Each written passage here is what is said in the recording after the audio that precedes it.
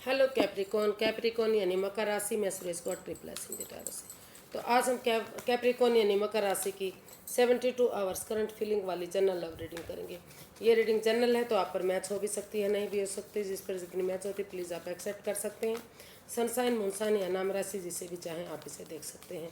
अगर आप personal reading चाहते हैं तो नीचे डिस्क्रिप्शन बॉक्स में डिटेल्स दी गई, वहाँ जाकर चेक कीजिएगा। कोई भी कन्फ्यूजन डाउट होने पर व्हाट्सअप मैसेज के जरिए आप इसे क्लियर कर सकते हैं। तो ये रीडिंग एक टाइमलेस रीडिंग है। जब भी आप इस रीडिंग को देखेंगे अगले 72 आवर्स तक आप इसे फॉलो कर सकते हैं। तो इसमें सबसे पहले हम देखेंगे स्कोर कैप्रिकॉन जो आपके पर्सन है उनकी आपके लिए फीलिंग्स क्या है, फिर देखेंगे आपकी उनके प्रति फीलिंग्स क्या है, अगले 72 आवर्स में वो क्या एक्शन लेंगे, और लास्ट में हम गाइडेंस देखेंगे। तो कैप्रिकॉन के पर्सन की फीलिंग्स क्या है कैप्रिकॉन के लिए राइट नाउ, वो क्या सोचते हैं। 3 of swords, 9 of wands, 4 of pentacles and bottom of the deck Ace of wands। तो कैप्रिकॉन जो आपके पर्सन है वो उनको महसूस हो रहा है कि इस रिश्ते में काफ़ी दिल दुखा है, काफ़ी हर्टेड हुए हैं, काफ़ी प्रॉब्लम रही है। कैप्रिकॉन ने कुछ ऐसा किया है जिसकी वजह से वो रिलैक्स नहीं कर पा रहे हैं, लेकिन वो इस रिश्ते को हील करना चाहते हैं। उनको लग रहा है कि अगर वो हीलिंग करेंगे, मेडिटेशन करेंगे, और जो जिन चीज़ों से वो चिपके हुए हैं, जिन चीज़ों को रिलीज़ नहीं कर रहे हैं, अनकंट्रोल्ड कंट्रोल उन चीज़ों पर है।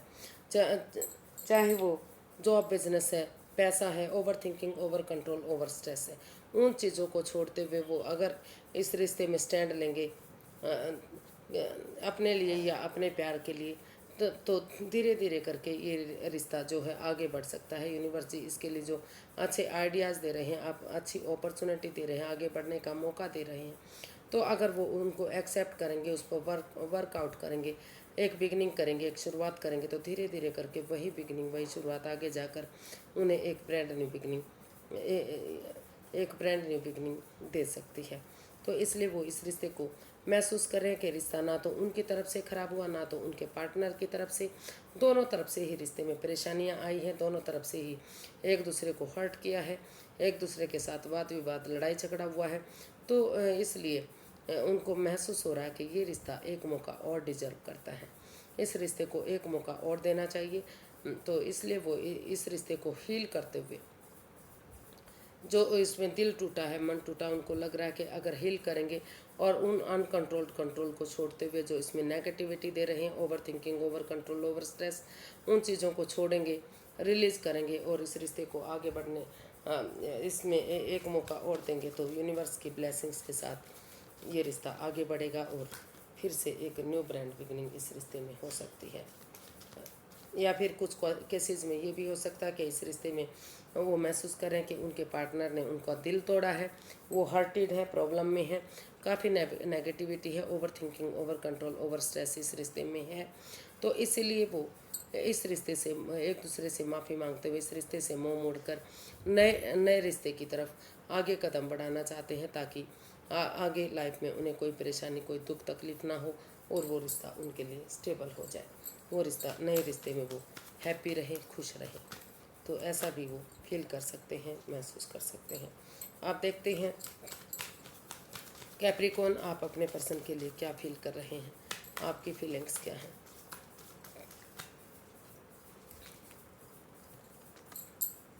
2 of wands, 5 of swords, 2 of pentacles and bottom of the deck page of wands।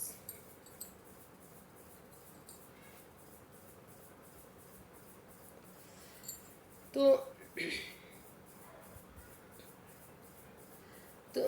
तो कैप्रिकॉन जो आपके पर्सन है, कैप्रिकॉन आप महसूस कर रहे हैं, आप जगलिंग फेज में हैं, आप जिग जैग कर रहे हैं, जगल कर रहे हैं, आपके पास दो दो ऑप्शन है, लेकिन आप किसी भी ऑप्शन को फॉलो नहीं कर पा रहे हैं।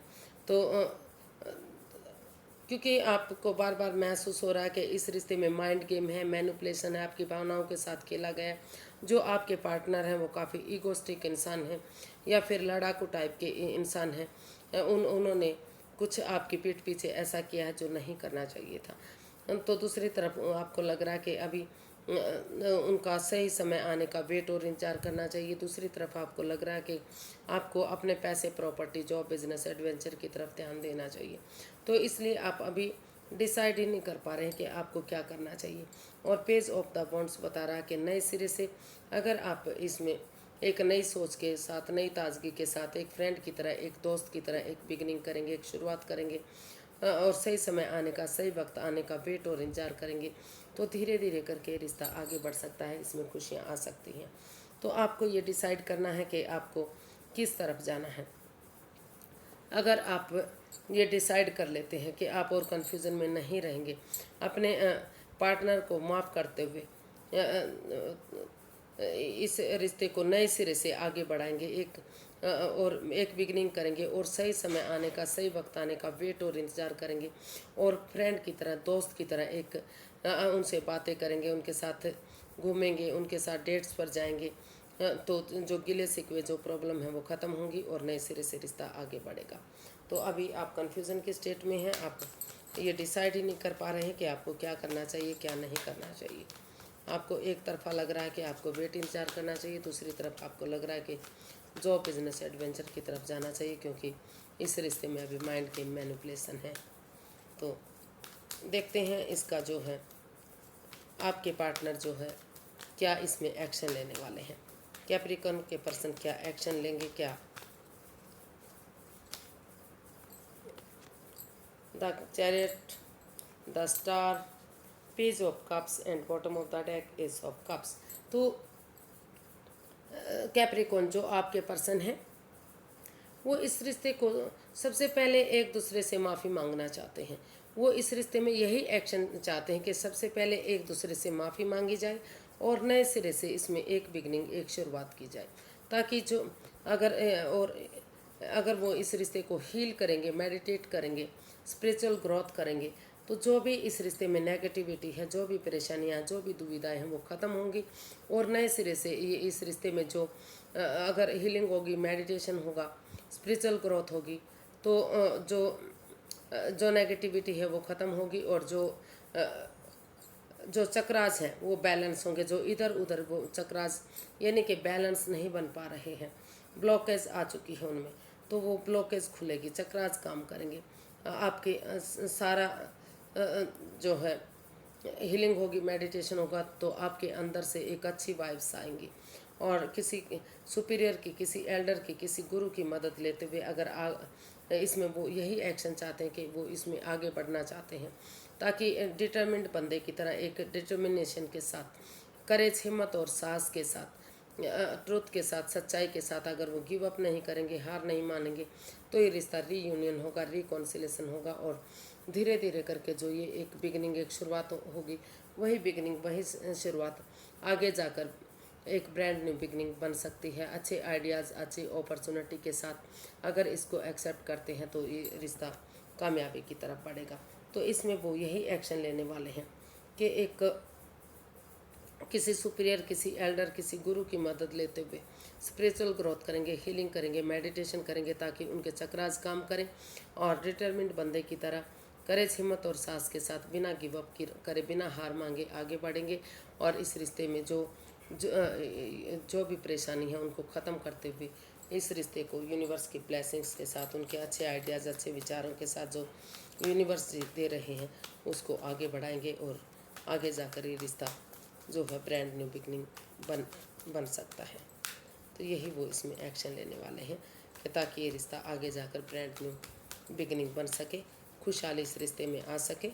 और ये एनर्जी इमेच्योर हो सकती है, नहीं हो सकती है, लेकिन यंग एनर्जी के साथ मिलकर अगर वो एक्शन लेंगे, आगे बढ़ेंगे, तो सारी चीज़ें ठीक हो सकती हैं। यूनिवर्स की तरफ से गाइडेंस देखते हैं इसमें क्या मैसेज या गाइडेंस है उनके लिए।